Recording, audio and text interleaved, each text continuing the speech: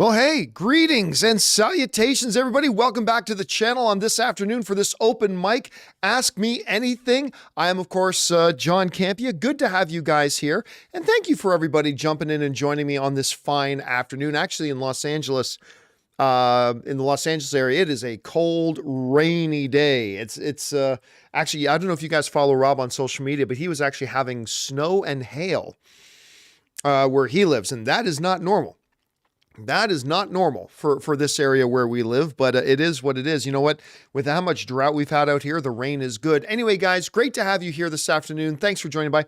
I hope you guys saw the show this morning. We had a lot of fun on the show this morning. Very, very excited that on top of the other screenings they're going to be doing at CinemaCon in April, which I believe will be, they haven't confirmed this, but my guesses are they're going to be showing Guardians of the Galaxy 3. I believe they're going to be showing Mission Impossible and the new Mission Impossible, and they made official now that we are going to be getting The Flash at it, and I'm very, very, very excited to watch The Flash. And whew, I love CinemaCon, man. It is my favorite event to go to every year. Very, very stoked about it. And, you know, actually, it's really funny, like our biggest viewed videos of the year, or right up amongst our biggest viewed videos of the year, are always our CinemaCon videos. Like when we come out of like Universal's presentation and do our live stream about Universal's presentation or Disney's presentation or Warner Brothers presentation or Paramount's presentation or, you know, what have you. Those are always like some of our year's biggest viewed videos. So obviously you guys get a kick out of them too. And we are now in the countdown to get to CinemaCon. I'm super stoked. Anyway, guys, we are here not to talk about CinemaCon, unless you guys want to talk about CinemaCon. We are here to talk about things you guys want to talk about. You guys have already been firing in your questions using our super chat feature. Just to let you know, the super chats are almost full already, so I'm going to be turning them off in a couple of minutes. But I will leave them on for the next few minutes. So without any further ado, let's get to it, shall we? And we're going to get things started off here with Life Entertainment, who writes, after playing Jedi Fallen Order, I would love a Star Wars show about a Jedi like Cordova studying ancient civilizations, learning more about the galaxy. I played a bit of Jedi Fallen Order. I watched the whole cutscene thing. I'll be honest, I can't remember which one Cordova is. We're talking about over a year or so ago. I can't remember which one she is. But here's the thing. That was a Star Wars game that had a lot of good storytelling in it. And there was definitely a lot of good, actually, a whole bunch of people have been wondering if we would see, guys, help me on the live chat. What's the name of the main character again? But a lot of people have been speculating. Hell, I even speculated going into the Mandalorian, Cal, that was right. That was Cal. I even speculated going into the finale of Mandalorian season 2 that Cal was one of the possibilities of one of the Jedis who could show up to answer Grogu's call. Of course, it turned out to be much better. It turned out to be Luke, but Celia, there you go. All right, next up. We got Patrick Hamilton who writes, Rogers the Musical coming to California Adventureland this summer. Really? Is that true? Will this get you back into the park? No, nothing will get me back into the park. I mean, I shouldn't say that. I should not say nothing will get me back to Disneyland because that would be a lie. Obviously, like if, you know, Hugh Jackman gave me a call and said, hey, we got a cameo role for you in Deadpool 3, but we're shooting at Disneyland. Well, that would probably get me back into Disneyland, but it's going to take something really, really extreme like that to get me to go back to Disneyland because I have no plans to ever go back to Disneyland. All right. Life Entertainment also writes, have you seen Devotion with John Majors? Yes. That minor bathroom scene, you know. Oh, the mirror bathroom scene, you know. You know, it's funny. Here's the funny thing. Ann and I were talking about Devotion the other day. I am not, if you want to see a really good example of how movies are no longer, I mean, we've known this for a while, but that movies are no longer, can no longer guarantee box office draw or anything. Because give me a second to look this up. Let me see. Devotion box office. Because I don't think it made over $25 million. Hold on a second. Yeah, made $21 million. You had Jonathan Majors. You had Glenn Powell coming off of Top Gun Maverick. And it's an action film. You got the World War in there. You got fighter pilots. I don't know what went wrong with that. I don't know what it was that made it lose connection with people, that it just didn't draw people out to I don't know, people thought it looked too much like Pearl Harbor. I don't know what the deal was, but that was a fine movie. You know what? Joe Jonas is in that, who's actually pretty, he's got a really killer song in that one too. So anyway, all right. Next up, Dominic Suma writes, do you think a video of yours will ever hit 1 million views? Is it a goal of yours? No, it's not a goal of mine. When it does happen, I bet it will be a review or scoop break. Well, I don't really do scoops. I try very, very hard. Like I maybe will do like one scoop a year. I might have a video that has 1 million views. I'd have to, I don't have time to look it up right now. I might have one or two that already have hit 1 million views, but no, it's look, all that matters to me is that I am making content that I like to make. That's all that matters to me. Because believe me, I know I have business people tell me all the time, John, you could be getting more views if you do this. And John, you could be getting more views if you do reactions. And John, you could be doing, if you do shorts. And John, you could be doing more. And listen, I'm not opposed to doing shorts if I feel it's the right short to do. I'm not opposed to doing certain kinds of reactions, but not traditional reactions. But the thing is, if you guys have followed me for any period of time, you know that I don't care a lot about how many views my channel gets. Now, that's not 1,000% true, because obviously the channel is my business. My business is how I pay myself. It's how I pay the bills. It's how I pay my employees. So of course, to a degree, of course I worry about that. But I've only ever been concerned about, do I have enough views to do those things? Do we get enough views and have enough sponsorship that I get to pay myself, pay the bills, pay my employees, all that kind of stuff. And as long as I do, I've never been bothered with following trends or, doing the hot thing or, doing trailer reactions and again, nothing against anybody else who does shorts or does trailer reactions, not at all. It's just not me. That's all. It's just not me. And so it's never been a goal of mine to have a video hit 1 million views. Now, would it be nice if every single video I made 1 million views? Oh, of course it would be. That would be fantastic. But nope, I'm always just going to do the videos I like doing. I'm always just going to make the content that I myself would watch. And that's it. And believe me, I know I get told all the time by a lot of people, John, you can get like 30% more viewers if you do this. Yeah, I know, but I don't want to do that. John, you could get like so many millions of views if you started doing trailer reactions. Yeah, I know, but I don't want to do trailer reactions. So anyway, not really a goal of mine to get a video that hits 1 million. I like having a great community. That's what I like having. I like having a community of viewers that I love getting up every day and talking movies with, and people enjoy coming and having discussion. That's what I like. That to me is my goal. And look, I'll be honest with you. I've been talking more recently about retirement. Even though I am way too young to be talking retirement, but I would love the idea of retiring when I'm still young enough to do all the things I want to do.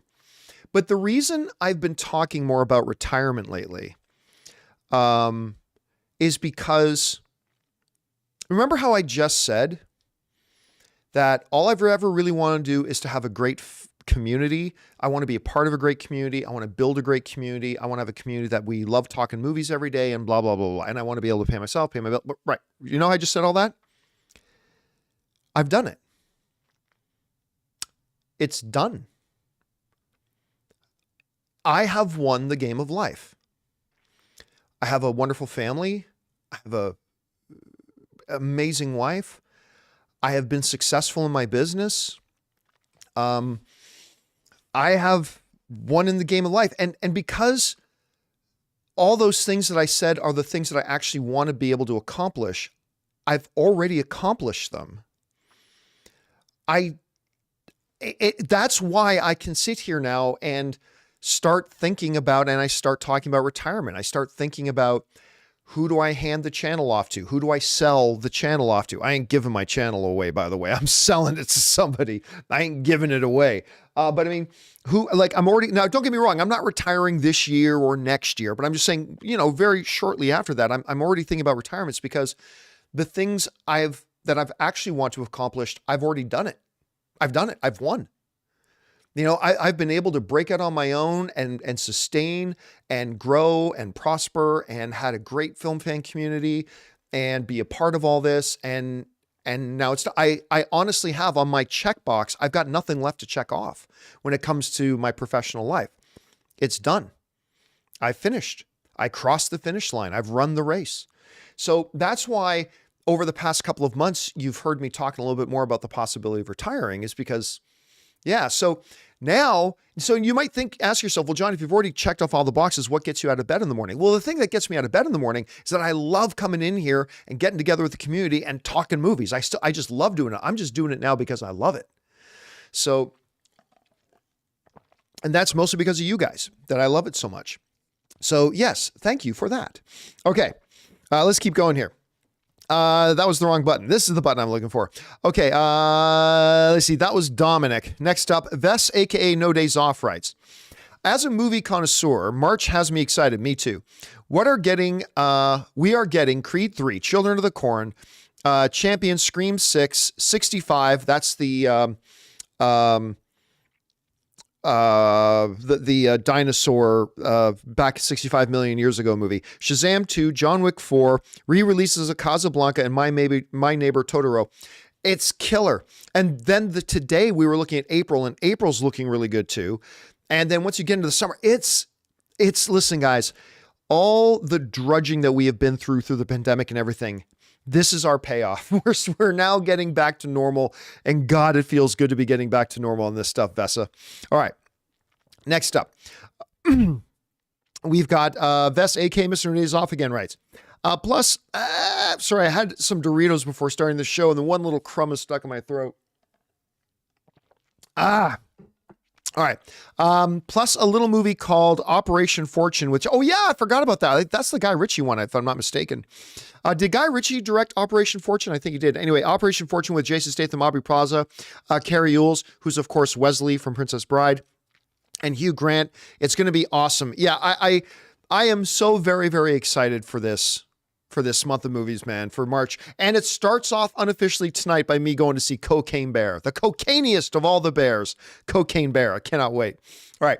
Every 1275 writes. Yes, they did. Okay. Every 1275 writes, my favorite show has always been Arrow, but damn, The Last of Us has something special. It truly feels like event TV and shows why story is king.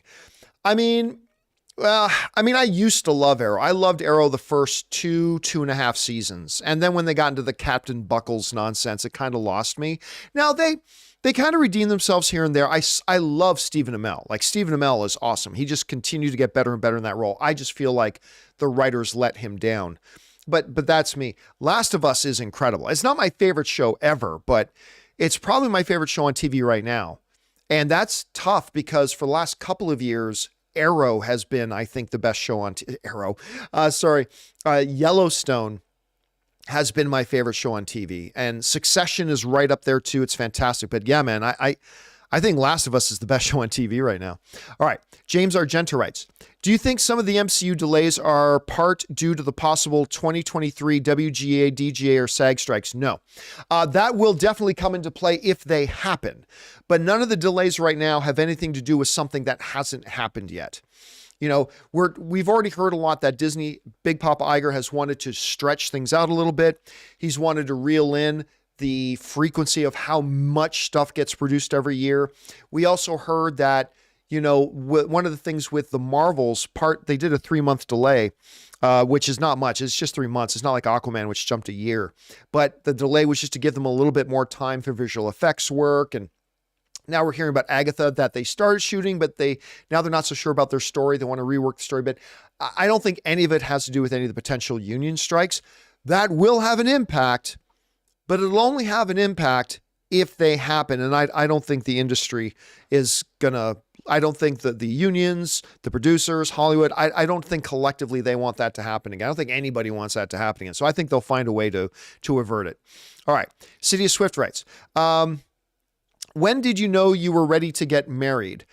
I told this story before. I knew I was ready to get married. Like when I was dating Anne, I was looking forward to seeing her every day. I was going to see her. The day that I woke up and realized I couldn't imagine not seeing her today. Like there's a difference between waking up going, oh wait, I can't wait to see this cool girl I'm dating, right? But the day that I woke up and realized I can't imagine not seeing her today, that was the day I knew I was ready to get married. All right.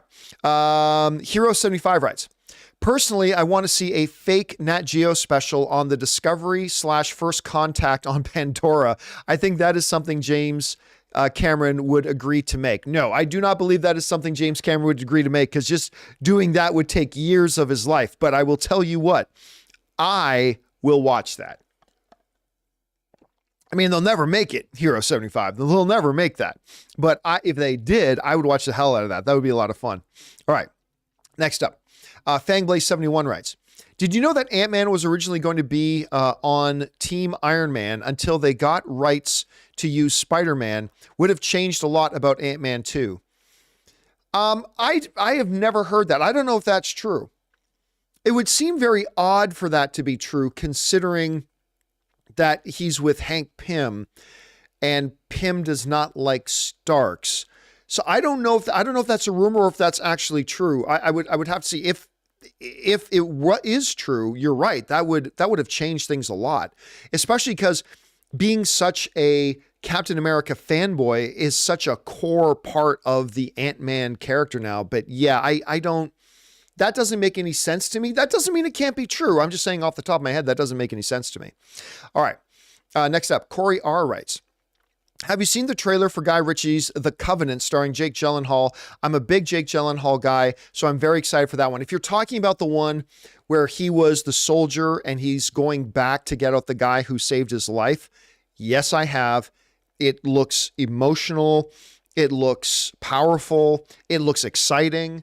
It looks like just the type of, it looks like an awards season type of vehicle for Jake Gyllenhaal. It looks really good if I'm thinking of the right one, Corey. It looks great. All right, next up. Fangblaze71 writes, buy, rent, sell, Fast 9, Ant-Man 3, Rise of Skywalker. I did not hate Ant-Man 3 like I hated the other two. So I will buy Ant-Man 3. I hated Rise of Skywalker, but at least it's Star Wars. So I'll take rent Star Wars and I will sell Fast 9. All right. Kyle Schneider writes, Five Nights at Freddy's is the most I have ever been excited for a movie. I love the franchise and the lore behind it. I hope it's a slam dunk. Well, listen, they have already done a couple of the main key, most important things you could do. They've got the Henson Company on board, which I think was the number one thing. Getting the Henson Company on board with it is going to make this, I think, a lot of fun. And again, it is the only game that has ever creeped me out. It's the only game that has ever creeped me out. No video game, no, whatever hill or whatever, no horror video game has ever remotely creeped me out. That's not to say that there haven't been horror games that haven't been really good games. I'm just saying none of them have ever made me feel fearful or creepy or anything like that, because it's just a game, right? It's just a game. But Five Nights at Freddy's, I don't know why. Because the first time I played it, I was on my phone laying in bed at night with the lights out. And for whatever reason, it legitimately started to creep me out. I don't know why. All right. Let's see. Next up. Just A Sub32 writes, I finally beat God of War Ragnarok at 100%. And wow, all the people in the game did not expect Sindri to scare me.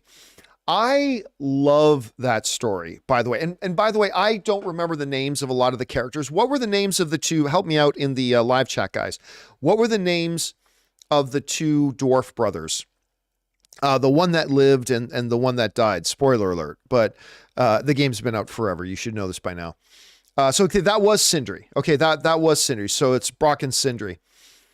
I'll tell you what, that character became one of the most fascinating characters to me. Because, for me, this is one of the reasons why The Last of Us and Last of Us 2 work so well for me, is because I am fascinated by stories that look at what pain can do to people, even good people, right? You hear me say that all the time when I'm talking about The Last of Us and why Last of Us Part 2 is a masterpiece. Stories, good stories that take the hard look at what pain does to people. I think Sindri is a great example of that, right? Because you look at, It's not like he becomes a different character. He's still him, but it's a very different him after the death of his brother. And it's just, again, it's another great example, a great story about what pain can do to somebody. Anyway, all right, next up, FangBlaze71 writes, will you do Secret Invasion after shows at all, since you and Rob have seen some of it and read the scripts? Yes. Yeah. I'll still do. We will still do after shows for it. Because like, you never know when things are going to be different, right? Like Rob hasn't seen anything. I have seen a few things, but it's not like I've seen an hour worth of, I've not seen much. Okay. I've seen a little bit. I have not seen much. And yes, I've had the script given to me, and I mean, look, the scripts may change. The scripts may be different. The script I have could very well be an early draft or an early version. I simply don't know. But I don't know for a fact, unless I see the thing, I won't know for a fact that I know what's going on. I won't tell people what I've read in the script. But yeah, definitely going to do a Secret Invasion after show. Especially the ending of episode 1. The ending of episode 1 is a WTF sort of thing. I cannot wait for it. All right. Next up, Michael Kurtz sends in a $20 super chat. Thank you, Michael, for supporting us on that level, man. And Michael writes, with reports of legacy heroes in Secret Wars, along with big title films coming out, Captain America 4, Deadpool 3, Blade, and Marvel is slowing things down, do you see Marvel gaining their magic back? And what does Bring on the Filthy mean? Well, listen, first of all, let me tell you this. Reports of legacy heroes in Secret Wars. Secret Wars has not been written yet. Anybody who's telling you, we have a report that there's this hero is going to show up in Secret Wars, do not believe them. There is no script. I mean, I'm sure they got a basic story, but anything that is, there have been like maybe 4 sets of eyes in the universe that have laid eyes on anything that's going on there. And believe me, Gus over at his gas station moviereviews.fart website is not one of the people that has their eyes on it, okay? Do not believe any rumors about Secret Wars, okay? That is all bullshit people make up to try to get clicks, all right? Not true. And by the way, I'm not slamming on any websites because I have not personally seen any websites running any stories saying that they know who's in Secret Wars. So I'm not talking about anybody in particular. I'm just saying any story you see saying they claim they have insider information in Secret Wars, don't believe it. Do not believe it for 1 second. Anyway. You know, with Deadpool 3, look, all these are great. These are great titles, but you got to make great movies. Right? Captain America 4. Yeah, I like Anthony Mackie. I like Sam Wilson, but I don't know if that movie's going to be good or not. Now, Deadpool 3 is the exact same team. It's Ryan Reynolds and the same writers making Deadpool, and Hugh Jackman's in there. And now he's got Sean Levy directing, who he worked with on Free Guy and on the Atom Project, and they worked great together on those things. So I have a lot more basis to have a lot of faith in Deadpool 3. Blade, I have no idea if they're going to make that movie well or not. They've already been through one set of writers and directors. I have no idea if that movie's going to be any good at all.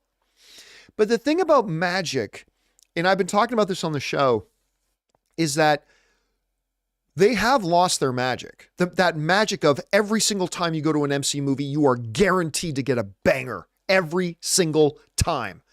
Like it was between 2016 and 2019. Every single effing time.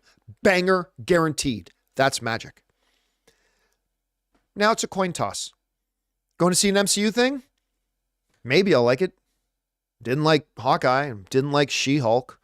Didn't like Ant-Man Quantumania. I liked Falcon and the Winter Soldier, but I didn't love it. I liked Doctor Strange and the Multiverse of Madness. I did. I liked it, but I didn't love it. Yeah, it's the magic's gone, but the magic can come back very quickly, right? Winning cures a lot of things. As a matter of fact, winning cures everything. I heard a smart man say that once. Winning cures everything. Guardians of the Galaxy 3 comes out and crushes it. All of a sudden, that kind of magic is back. So, again, we'll see. But just because you have these big titles on this movie, Blade, okay, that's cool. But we have no idea if you're going to make it any good or not.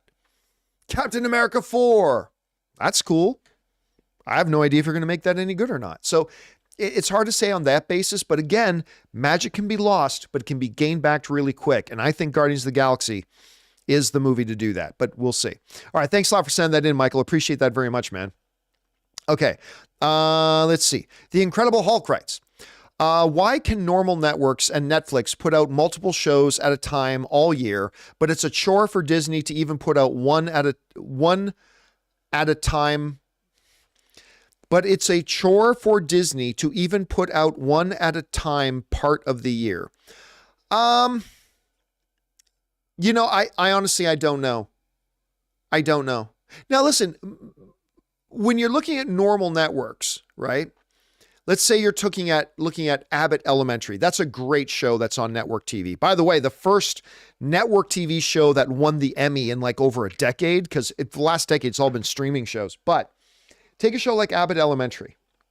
That is not an expensive show to make compared to, say, The Last of Us, or compared to Andor, or compared to Ms. Marvel, or compared to House of the Dragon, or so on and so on and so on and so on, right? Like those are shows that are a lot less expensive than network shows, a lot less expensive and easier to make, right? You look at a show like Friends, right?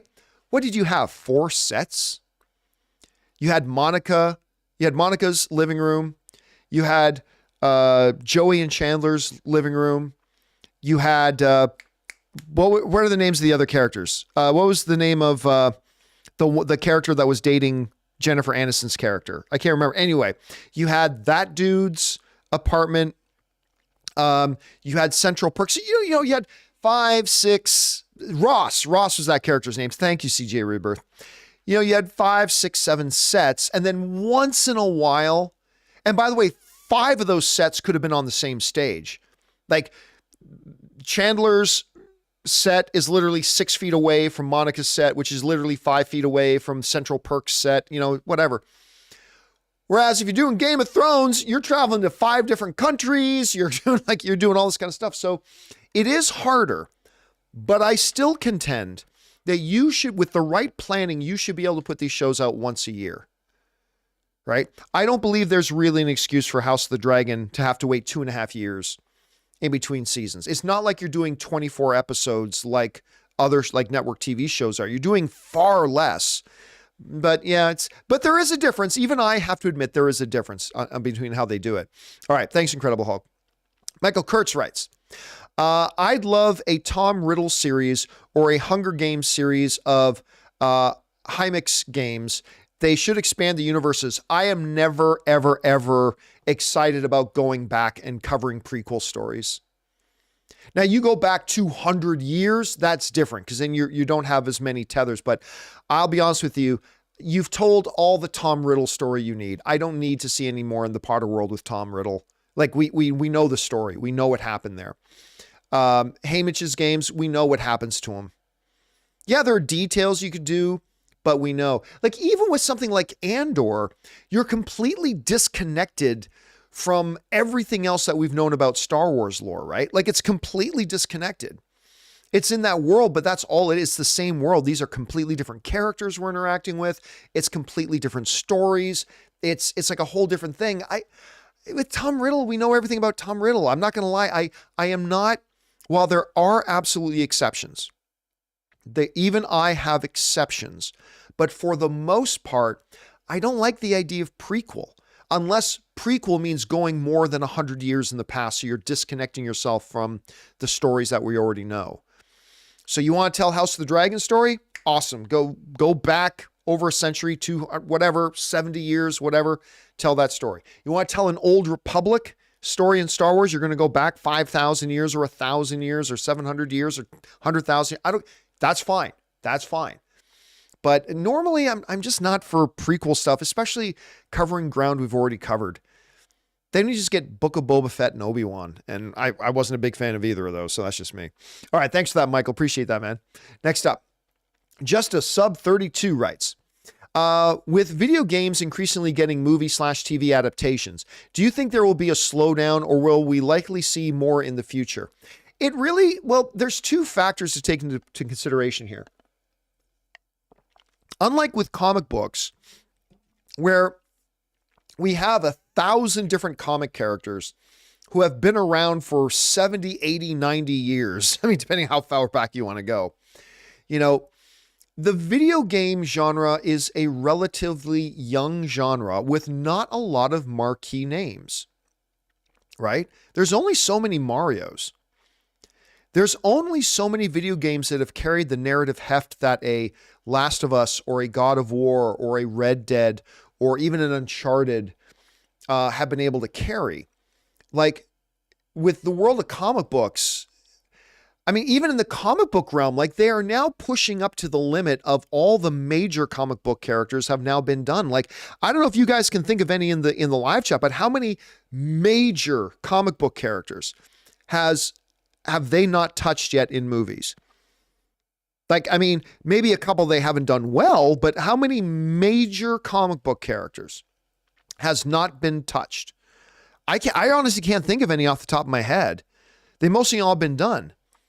But you see, you know, Dr. Stinky's saying Blue Marvel. Blue Marvel is, by definition, most people have never heard of Blue Marvel. Most people have, well, you know, Gabriel's saying Flash. Flash has been in many movies. So we've seen Flash.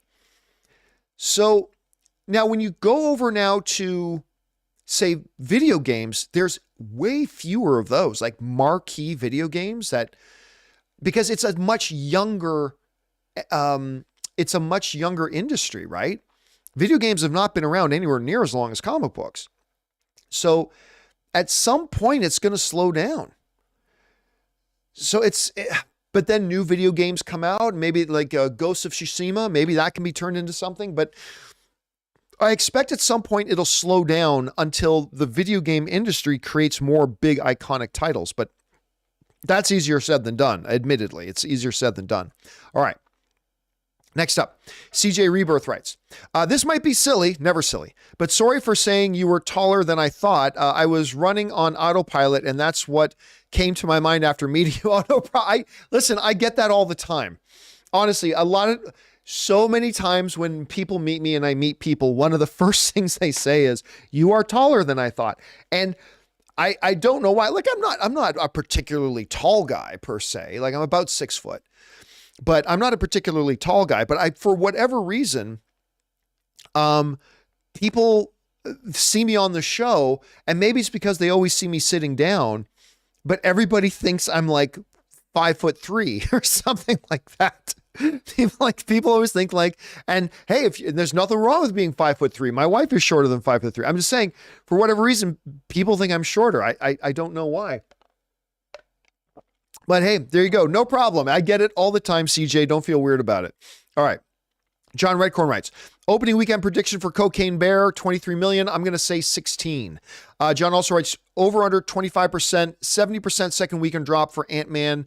I'm going to say 5% chance it drops 70%. I think it's going to drop around 60, 61, 62%. I don't think it's going to drop as much as 70%.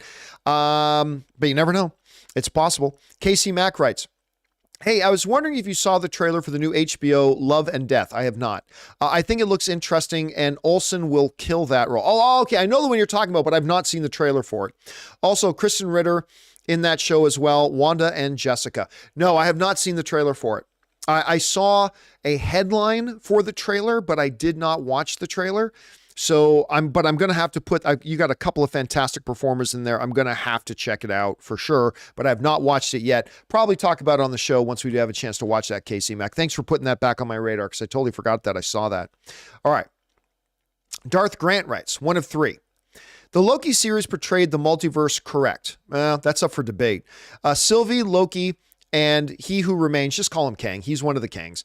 We're outside of time when Sacred Timeline started branching into new multiverse. From their perspective and ours, the new multiverse was brand new, but when it began branching, it did so at multiple points along the Sacred Timeline from the beginning of time to the end. You do realize how dumb this all sounds, right? Like you're describing it the way they did in the show, but as you're describing it and hearing me read it, are you hearing how dumb it sounds? Right? And they're not your fault, Darth Grant. You're describing it how they do in the show, but you're hearing how stupid it sounds and how any average, show watcher, moviegoer is just going to go instantly disconnect. Anyway, So those who were existing inside the timeline at the moment of the new multiverse spawned, to them and those it created would have always existed. That's how time works, not a plot hole. No, nope. I was watching a video where they laid out like this is kind of what they're trying to propose. But the problem is, as you go through the narratives of the different things, they have self-contradicted.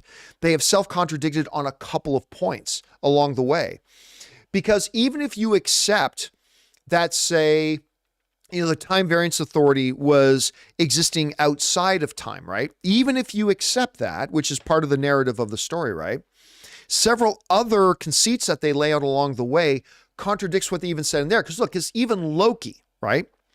Loki had to enter. Now, you may say that the time variance authority may exist outside of time, all right? But the moment that Loki, if we go back to Loki, the moment Loki enters the whatever we're calling that space, but the time variance authority, that timeless era, even if you accept that it's outside of time, there still is a point in time that Loki entered that, right? That becomes your anchor point. And again, I wish I had the video in front of me. I should have gotten a link because they explain all this. It goes, that becomes an anchor point in time. This is an anchor point that Loki actually departed. The events that we saw in Endgame, this Loki point in time is a definitive point. And as you use that as your anchor point, then when they say like this happened here and this happened here, and it contradicts what that anchor point is, it kind of blows the whole thing out of the water. Again, I am not going to pretend like I'm going to remember exactly how they laid it all out, but I'm watching it and I'm going, oh yeah, that makes no effing sense at all. Anyway, we'll get back to that another time. But yeah, plenty of plot holes. And here's the thing, even without plot holes, do you hear how stupid it sounds? Like my mom loved the MCU, right? She loved it while it was going on. But whenever an MCU thing was coming and going, my mom would talk to me about I haven't heard anything from my mom about the MCU in a long time.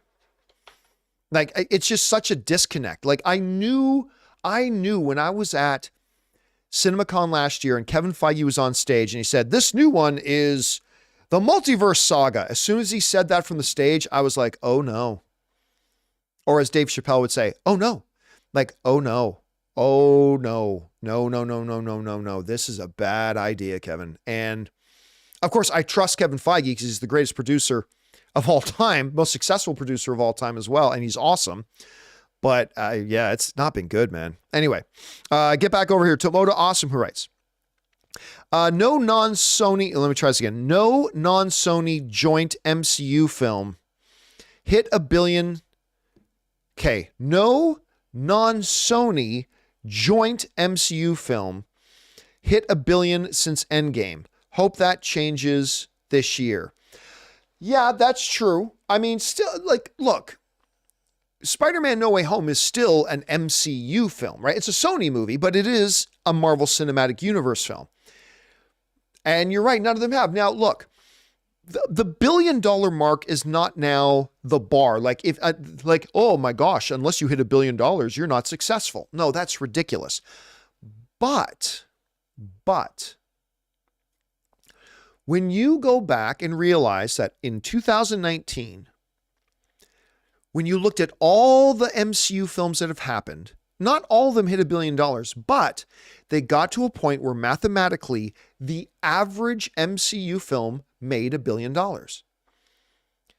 So you took all the Marvel films, got all the money that they made, and when you averaged it out, the average was over $1 billion of film. Some made a bunch more, some made a little bit less, but the averaged out to over $1 billion per film.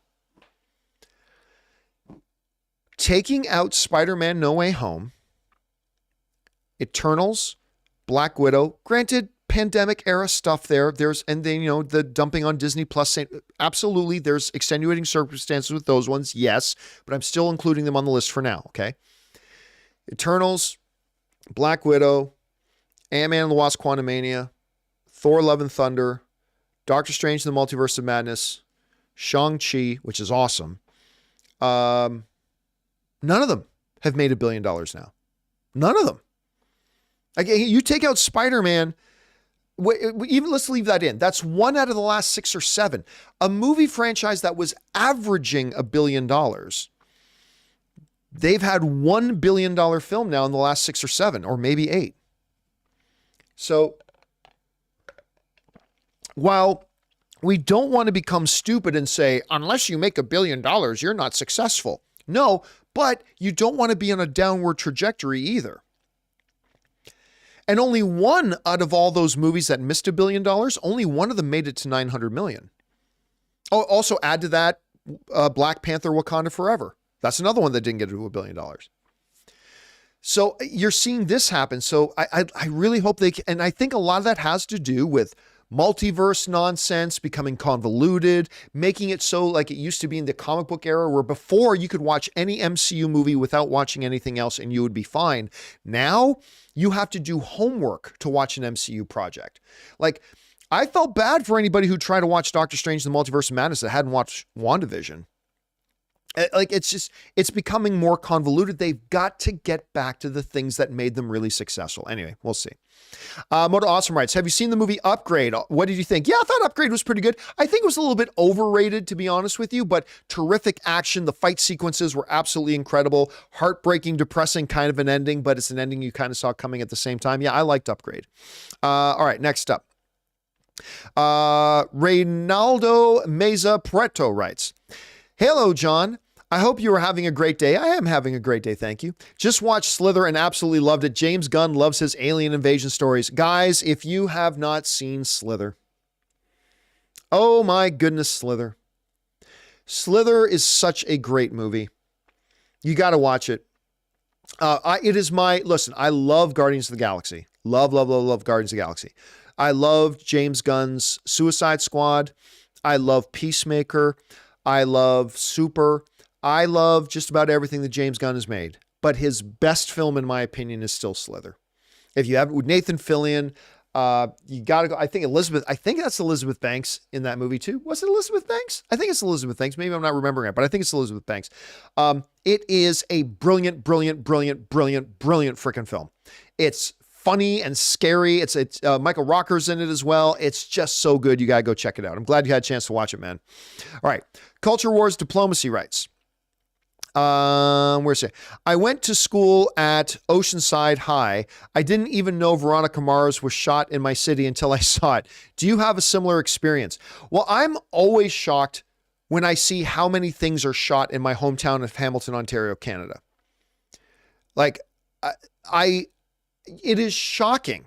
Like, I lived in Hamilton, and like up until when they shot Hulk there and I was in it, I didn't realize how much stuff and how much production actually takes place in Hamilton. It's really crazy. So yes, that happens to me all the time. If you go up and look up movies and TV shows shot in Hamilton, Ontario, it's a crazy list. It's actually a really crazy list. All right. Jake from State Farm sends in a $20 super chat. Thank you, Jake from State Farm, for being that supportive, man. And Jake writes, hey, John, I've never heard your thoughts on Wolf of Wall Street. Oh, we've talked about it all the time. It's one of my favorite movies of all time, and just recently watched it with Blind Wave's full reaction. Wanted to know your thoughts. Oh, I love Wolf of Wall Street. I don't think it's Marty Scorsese's best film, per se. I don't think it's Leonardo DiCaprio's best film, per se. But it's great. It's got that Scorsese thing where it's got this great overall narrative. It always has a great pace. It's filled with memorable moments. It's filled with these great memorable moments. I mean, a star was born with Margot Robbie in that movie. And one of the best scenes in any movie to me of the last 20 years is the scene in Wolf of Wall Street where, from Leonardo DiCaprio's recollection of driving home, and then we go through that entire scene again, but how it actually happened with him driving home. If you've seen the movie, you know the scene I'm talking about. It's one of the funniest scenes. It's absolutely crazy. It's a great movie. I love it. I mean, I still have a couple of other Scorsese movies above it, but it is a great film, and I'll sit down. If I ever have buddies coming over and say, hey, you feel like watching Wolf of Wall Street? I'll be like, yes, we can definitely do that tonight. Yeah, I love it. All right. Thanks for that, Jake from State Farm, and thanks for supporting us on that level, man. All right. Going to take one more question here, and then we're going to take just a short little ad break while I refill my drink and stretch my legs. Fangblaze71 writes, what are some MCU things you knew before the project came out, like how you saw Wanda killing Illuminati a month before, or Doctor Strange 2, before Doctor Strange 2 was out? Yeah, so, I mean, obviously from the whole SpiderMan Fiasco, I get a lot of stuff sent to me. A lot of stuff that I don't think is real and it turns out to be real. By the way, I got sent something for Aqua. You might have heard me mention before that I got sent something. I can't remember if I told you guys this or not, but I remember a few months ago I told you that I had some images sent to me that were from AntMan 3 Quantumania, right? But I wasn't 100% sure they were real. And then when a friend of mine saw the movie, I said, look, don't tell me anything about the movie, but just tell me this. Does this happen in the movie? And they said, oh no, that's not in the movie. I'm like, all right. So the pictures for Quantumania I got, and thank goodness I didn't tell you guys about them, but they did turn out to be fake because the picture, it's a brilliant Photoshop. Somebody sent me images. And man, they looked real. Somebody sent me images of Scott standing in Iron Man's workshop, in Tony's workshop from Iron Man 1 and 2. Like his basement workshop on the cliffs of Malibu. And I saw that. I'm like, oh my God. And so, but the thing is, you got to understand, I get sent stuff like that all the time, to the point that sometimes I mean, a lot of times I just automatically think it's fake, and then turns out that was real. I get told stuff. I get people emailing me shit all the time, telling me all this stuff. And 8 times out of 10, it's not true. But even a lot of times I go, oh, that's bullshit. And I just kind of discard it. And then I go see the movie 8 months later. I'm like, turns out that thing that got sent to me was correct. But some of the bigger ones, the Doctor Strange stuff, that is like the fact that Wanda killed the members of the Illuminati. That's something we knew about months before, because we got sent a bunch of stuff about that. Trying to think of what else. There was a bunch of stuff in some Star Wars movies that I knew about. There was a bunch of stuff that, unfortunately, like when I heard about it, I thought it sounded cool. Then I saw it in the movie. It's like, no, that wasn't nearly as cool as it looked. It's hard for me to pull out of my head right now. It just happens a lot. It's just people. I don't know why people send me shit like all the time. There was the She-Hulk stuff that came with the Spider-Man pictures. So the She-Hulk stuff, like a year before She-Hulk came out, came out, I got sent, like when I got sent the Spider-Man No Way Home pictures, which I didn't think were real, but when I got sent the Spider-Man No Way Home pictures, I also got sent the She-Hulk pictures of Tatiana Maslany in the gray suit with all the white balls on them, sitting in a courtroom, and Charlie Cox was in it. And so when I discovered that the Spider-Man No Way Home pictures were real, I assumed that those pictures with Tatiana Maslany in the She-Hulk CGI outfit, I assumed that was going to be in Spider-Man No Way Home as well.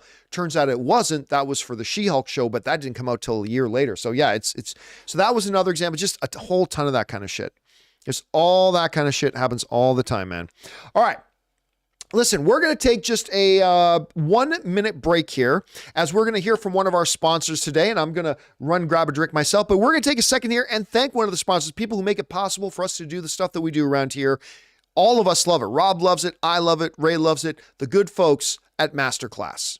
We want to thank a sponsor of this video, MasterClass. MasterClass offers classes on a wide variety of topics, all taught by world-class instructors at the very top of their fields. Each class is broken out into individual video lessons, usually around 10 minutes long. And MasterClass is completely accessible on your phone, the web, smart TV, and available via audio mode to listen to classes on the go. They have over 2,500 video lessons from over 180 of today's most brilliant minds. They're all available anytime, anywhere on iOS, Android, desktop, Apple TV, Amazon Fire TV, and Roku. Now, obviously around here on the John Campea Show, we love our movies, so why not learn filmmaking from Jodie Foster, or maybe directing from Ron Howard himself, or the great Neil Gaiman doing his masterclass on the art of storytelling. And you guys have heard me talk about my favorite masterclass, Business Strategy and Leadership by Big Papa Iger himself, Bob Iger, the new and returning CEO of Disney. So guys, I highly recommend that you check it out. Get unlimited access to every class, and as a John Campea Show listener, you get 15% off an annual membership. Just go to masterclass.com/Campea now. That's masterclass.com/Campea for 15% off Masterclass. And thank you to our friends at MasterClass for sponsoring this episode of Open Mic Ask Me Anything. All right, guys, let's get back to it here and keep going with your questions. We're going to pick things up here with Fangblaze we already had. Now we're going to Know It You Iv, writes, thoughts on Bucky as an MCU character. Where do you see his future going? I hope he'll get enough therapy to one day where he becomes an Avengers leader. It's very difficult for me to imagine Bucky becoming an Avengers leader with all the stuff he had done. Now, he can recover, he can gain some degree of redemption, all that kind of stuff. I don't think I ever see Bucky being a leader of the Avengers. There's just too much stuff there. But I love the character. I particularly loved a lot of the stuff of him like really wrestling with his past, and he's trying to, like, one of the things that I loved when we talk about Falcon and the Winter Soldier, we often talk about Sam's arc, and deservedly so. Sam's arc is great. But I particularly really liked Bucky's arc about him trying to come to terms with what he's done in his past and all that kind of stuff, and trying to find a way to heal through all of it. Yeah, I really like that stuff too. So I love the character. I was really excited to see that he was going to be in Thunderbolts. So it's going to be neat to see the role that he plays in there. All right. Next up, Jason Frost writes, so WB Discovery announced today that the new Lord of the Rings movies are coming. Yes, they did. I hope they focus on the other rings. Let me try this. I hope they focus on the other rings that the One Ring ruled over. You happy, John? Well, I mean, I'm not going to talk about it too much right now because we're going to talk about it as a main story on the John Campea Show tomorrow. The one thing that gives me, because listen, I liked the Rings of Power, but it did not turn out to be as good as I was really, I mean, my hopes were way high. My expectations were super high. I thought it was my most anticipated show of the last couple of years. And it was still good, but you know, a couple of Andor put it to shame. House of the Dragon put it to shame. I still liked it. It was still good. But the thing that gets me really excited about it is in the article on Variety, they were talking about Peter Jackson, that they are keeping Peter Jackson in the loop, that it sounds like Peter Jackson is going to be involved in this in some way. And if he is, that gives me a lot of excitement. It gives me a lot of excitement. So we'll see. We'll talk about it more on the show tomorrow. Thanks for that, Jason. All right. Boosters the name writes, John, did you see Rogers the Musical is coming to Hyperion Theater at Disney California Adventure with this? I think are we having the same thing where questions are getting looped? Anyway, again, did not see that. Now that I know it, nothing will get me back to Disneyland. Danny Sanchez, this is not a loop one. Danny Sanchez writes, did you ever watch Knock at the Cabin and Thoughts? I did. It was pretty good. I didn't think it was great. Dave Bautista continues to grow and evolve as an actor. And it was okay. I didn't love it, but I thought it was pretty good. All right. Mr. Hank Dunn writes, Gunn asks you to be a producer for one of the two, Superman or Brave and the Bold. Which one do you choose and why? I do definitely Superman because I don't have a lot of faith in Brave and the Bold. I don't think you can do Robin in live action and have you feel at all any verisimilitude, any reality, any grounding without it feeling like Hit Girl in Kick-Ass. But hey, listen, if anybody's going to be able to pull it off, it's James Gunn. If anybody will be able to pull it off, it's James Gunn. But I mean, the one I would want to produce is probably Superman out of those. All right. Dr. Stinky writes, I loved AntMan, solid 9 out of 10 for me, and MODOK rules. Listen, I did not think the movie was good. But that's the beautiful thing about film is that it all hits us differently. And if you had a good time watching it, that's all that matters, man. And I'm glad you enjoyed it. All right. Moda Awesome writes, John, in all honesty, did you actually like Punisher Warzone? Oh, yes, I did, with Ray Stevenson. I thought it was garbage. Well, good for you. I've been wanting to see a good Punisher adaptation since Dolph, and finally found with Bernthal's portrayal, which I love. Hey, listen, don't get me wrong. The Bernthal Punisher is really good. I liked both seasons very much, and I thought John Bernthal did a great job. Warzone's awesome. And Warzone is far more comic accurate, by the way, than Bernthal's was. By the way, the measure of quality is clearly not how much you stick to the source material. That is not the measure of quality. But technically speaking, in spirit and DNA, Warzone was far more like a comic book version of Punisher than I think Bernthal's was. But that aside, Warzone is freaking awesome. The combat in it is great. It's visceral. It's brutal. It's awesome. I love that. And I'm trying to remember the name of I feel bad. I can't remember the name of the director. I had her on my show when I was at Collider. I had her on my show one day, and I really, really like her. But if any of you guys in the live chat remember her name, the girl who directed Punisher Warzone, but I was so excited. Lexi Alexander. Thank you. Such a hunk. Lexi Alexander. I was so stoked when I found out we were having her come in to be on the show, because I really, really love Warzone. I think it's great. Now, is it definitely comic booky? Sure. Yeah, it's definitely a bit comic booky. I think it's part of the reason why it is more accurate to the comics. But I thought Ray Stevenson was an awesome Punisher. I thought it was great. I'm not saying it was better than the Bernthal thing. It was a very, very different iteration. And hey, listen, I just told somebody else they liked a movie I didn't like, and that's great. You didn't like something that I liked, and that's perfectly great too. Again, it's a beautiful thing about the art, man. We all get to like certain things, dislike certain things, and we still come together and talk about them and have a good time. And I'm sorry that you didn't like it as much as I did, but it doesn't change the fact that I really, really love that movie, man. I think it was great. All right. Next up, Hitchcock is the GOAT writes, a hindsight probably means if hindsight is 2020, but if Warner Brothers knows Flash is terrific and it transitions us into the next era, why don't they end 2023 with it instead of Aquaman? How does that change anything? That's trivial. About which one do you have first? Which one comes at the end of the year? It doesn't really mean anything. You can switch it out. What doesn't change anything. So I think the point is, to me, that's like asking, why don't you put your right shoe on first before your left shoe? I mean, at the end of the day, I end up at the end of the day with both shoes on my feet. So it doesn't really matter. Whichever one of these you put out first, it doesn't really matter. So I think that's the answer to that, Hitchcock. I don't think it matters. I think it's kind of irrelevant. Anyway, Jesse has a turtle writes, opinion on people talking during films. What isn't okay? All right. So I'm not one of these people that thinks you need to stay dead silent during a movie. Like, listen, movies are shared experiential events. So like when I see people around me where, like, here's a good example, right? I see a couple people in front of me and something happens in a movie and somebody leans over and I could tell that, oh my God, blah, blah, blah. And then they sit back up and go back to watching the movie. I have no problem with that. Like, as long as I can tell that you are making an effort to be as less disruptive as possible, I respect that. No problem, right? The problem I have, and this thankfully has only happened to me a handful of times in my life going to the movies, when you got some gaggle of idiots who are like, oh my gosh, can you believe you do that? Oh, it reminds me of when Bill did that. You remember when Bill did that? And they're just like there's no consideration for the people around you. Like that, like I know snitches get stitches and all that kind of stuff, and nobody wants to be a rat, but I have no problem going and talking to somebody at the theater and getting those people's asses thrown out. And some theaters, like an Alamo Drafthouse, will throw their asses out and throw them out.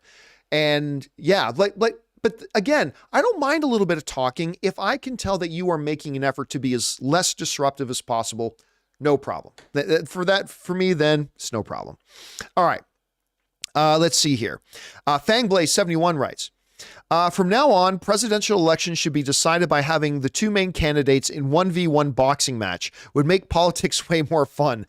Yeah, listen, the one thing I remember after Black Panther Wakanda Forever came out, I remember there being a lot of discussion about, oh, Wakanda's such an idyllic society. And in many ways, it is. Like in many ways, the fictional kingdom of Wakanda is idyllic, like in many, many different ways. But the notion of deciding the leader of your country coming down to mortal combat, and all you got to do is somebody step and say, I challenge. Okay. So if I can beat you up, that means I'm better qualified to be the leader of the country? All right. Yeah, I mean, that part has always struck me as very, very odd, but it would make for an interesting thing. Oh my God, but what a sorry sack of shit that would have been in the last election, huh? Who wants to watch Donald Trump and Joe Biden fight? It's like, oh, like one punch and both of them be like, I need a cigarette. Like that would have been kind of sad. It would have been kind of sad. All right. Jesse Has a Turtle writes, do you still get snacks when you go to the movies? Absolutely, I do. So, but I'll tell you what, I still normally get get popcorn with butter. That's still my go-to main thing. But the AMC I go to has recently been serving what they call gourmet popcorn. They have a caramel corn, a cheddar corn, and stuff like that. And I got to tell you, I really do kind of like their cheddar corn. So I've been having cheddar corn. And every once in a while, when I'm not in a popcorn mood, I like Reese's Pieces. When I'm not in a popcorn mood, my first go-to thing is Reese's Pieces. And if that's not available, then I go to a peanut M&Ms. And then I always get a drink. I always got to have a Coke Zero or something. Like they don't have Zevi at the theater, so I go for a Coke Zero or something. But yes, I like having a snack when I go to the movies. All right. Let's see. Next up, Michael Kurtz writes, when is it appropriate to tell someone to be quiet in a theater? If you think audiences don't remember how to behave, mine has been extremely noisy. I think 2 offenses. After 2, like if somebody goes, nah, or like says something once, okay, whatever. If they do it again, then I'm like, Then if they do it again, then I'll say, hey man, if you don't mind, I'm trying to enjoy the movie. Do you mind? Like, and I've only ever had to do that like once or twice in my life. And fortunately, it's usually met with, oh yeah, sorry about that. No problem. Like normally, like, listen, as much as we all know that people are jerks, the reality is very, very few people want to be that guy. Like nobody wants to be the asshole in the audience that everybody is kind of pissed off that you're there. And I find most of the time when somebody's being disruptive, they don't even realize they're being disruptive. Like they're just trying to have a good time and maybe they don't realize they're causing disruption to other people. And I find that if you just like politely say, hey man, do you mind? I'm trying to watch the movie. I have found, and I don't know if I'm like, because I'm over 200 pounds or something like that. But I find most of the time it's like, oh yeah, sorry about that. And it's usually not a problem. It's very, very rare that it's worse than that. But yeah, I give it 2 offenses. Let's see. Timothy writes, I'm wondering what your thoughts are on the original Rocky. Oh, I love the original Rocky. Won some Oscars. It's kind of like his Rambo movies where the first one was really different from a lot of the other ones that came along. But yeah, I love the original Rocky. All right. Realistic Rye writes, love what you do, John. Thank you so much. I mainly watch you and Jeremy Johns and love both of your channels. Bring on the filthy. Well, thank you so much. Yeah, like Jeremy and I, first of all, Jeremy, I think like Jeremy and I do very, very different things. Like I'm a movie pundit. Like I analyze the movie world and movie news and stuff like that. Jeremy is a more pure film critic, and him and Stuckman, I've said this for a long time, Jeremy and Chris Stuckman are the 2 best pure film critics on YouTube. And they're very, very different from each other. Like Chris is a much more analytical, this is how I describe them, and neither is better than the other, but Chris approaches more of an analytical film critic. Jeremy is a very experiential film critic. Does that ring true for you guys? Like when I put it like that, for those of you who know, both of their stuff, I find Chris is a analytical film critic. Jeremy is an experiential film critic, and they approach them film criticism from very, very different points of view, and they are the two best at what they do, I think, in the online film critic world. They're both just really, really good. But it's very different from what I do. But man, Jeremy is a terrific online film critic. He's engaging. You can tell he's passionate about it. I love people who are passionate about what they do, and he's great at what he does. And it was really, really a pleasure for me to work with him for those couple of years. All right, next up. We've got Juan Espinoza writes, "Hey, John, Frank Grillo is going to be involved with DC moving forward. Is that true? Thoughts on who he could portray? I think he's great. Thanks." I haven't seen that news, so I can't say a thing about that. I don't know if that's true. If you guys in the live chat, because we've been busy with meetings this afternoon, so I don't know if some kind of news came out today about that, but I've not seen anything about that. Frank Grillo is great. He had a little show he did with, what's the one Jonas Brothers? Joe Jonas and who's the other Jonas? It's Joe Jonas and who's his brother? Come on, guys, in live chat, help me out here. Nobody knows? Okay. Oh, Nick. That's right. Nick Jonas. Thank you. Michael Gonzalez was the first one to put it in there. Nick Jonas. So Frank Grillo did a show with Nick Jonas called Kingdom. It was a show about an MMA family, and it was really good. Now, I'm a sucker for MMA stuff, but it was still, just even put that aside, it was a really, really good show. I like Frank Grillo a lot. But I've not heard anything official about that. He's going to be out. Then again, I'll look at the news later. All right. Next up, Fangblaze71 writes, "Will you ever bring games back on the show?" Yes. It's just a matter of trying to find the time to do them, right? Because here's the thing. It's not just finding time in the show to do the game, because we've had a lot of topics. Like when we were doing games on the show, we were doing like 5 topics a show. Yesterday we had 9 topics. Today we had 8 topics. I mean, it's that, but it also takes time to put the game together. You guys got to remember, it may look easy what we do. Like you just turn on YouTube and we're talking movies for an hour and a half or 2 hours, right?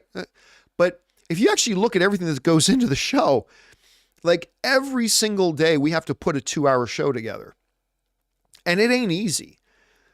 I mean, we research the topics, we have graphics that are made, we go through runs of show, we do all this kind of stuff, and it's much more than a full-time job. I'm working during the days and I'm working during evenings. And, Ray works really hard and all. So the thing is, putting together one of those games, it takes like 1 to 2 hours. Now, you're talking about 1 to 2 hours on top of everything else that we're doing to try to get a show together. So I love doing the games. I do love doing the games, but it's just, we are going to do them still. They're just not going to happen as frequently as I would like to do them. That's all. All right. Next up, Juan Espinoza writes, "You know what? How about Deathstroke or Midnighter for Frank Grillo? I'd also love a Ryan Gosling as Batman. Have a great day." You see, this is the reason, Juan, though, why I never do X actor and X role, is because like we have no idea what kind of Deathstroke they're going to write. And we have no idea if Frank Grillo would be a good fit for that or not. Like, here's the thing. Whenever you hear somebody say, "I want X to play Y," well, that means that the person has a picture of Y in their head and what Y is going to be like. And that X is a good match for Y that they have in their head. But the Y we have in our head is often very different from the Y that ends up on the screen, right? I always say this too. Look at the Joker. You could say, "I'd love this person as Joker," but then you go, what kind of Joker?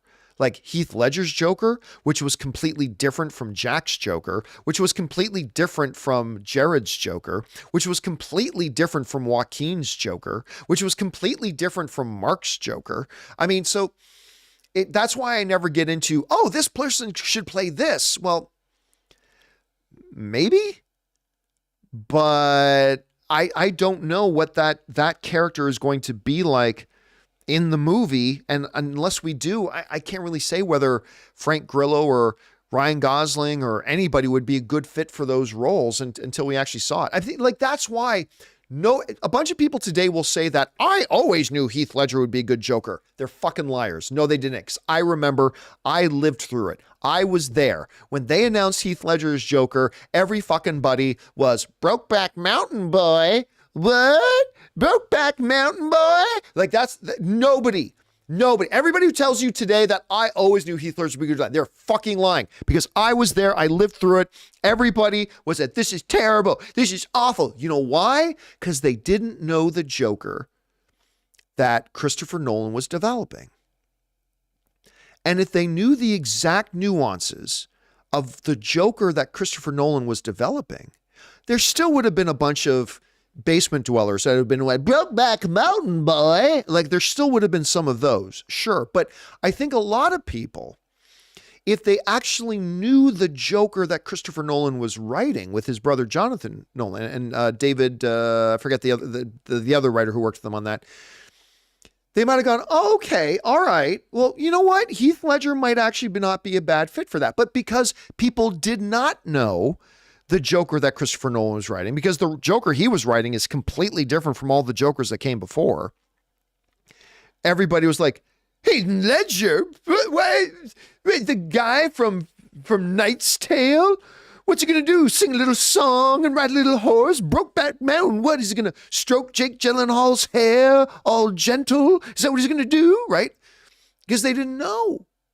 And that's why I very, very rarely will get into the X actor and X role discussions, because it's always, whenever somebody says somebody would be great for a role, they're talking about a role they made up in their own head and may or may not be anything like the role that the filmmakers are actually making. But, you know, whatever. That's just me. All right. Next up, My Comic Planet writes, I saw some people debating this the other day. Mia Goth as a new Harley Quinn. Man, how would that be? How wild would that be? You know what, My Comic Planet? The exact same discussion we just had. The exact same discussion we just had.